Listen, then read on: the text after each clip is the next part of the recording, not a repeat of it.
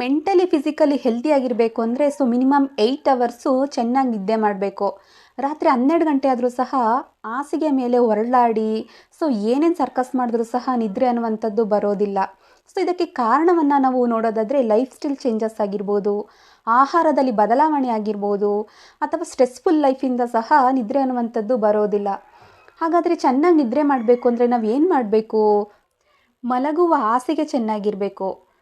ಮಲಗುವಂತಹ ಸಂದರ್ಭದಲ್ಲಿ light off ಮಾಡಿರಬೇಕು.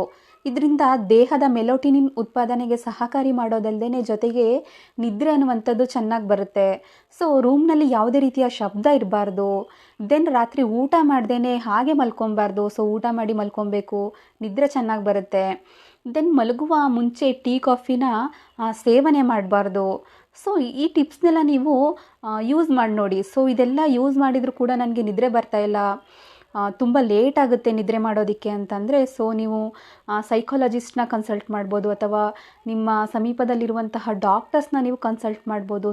ಯಾವ ಪ್ರಾಬ್ಲಮ್ ಇದೆ ಅಂತ ಗೊತ್ತಾಗುತ್ತೆ.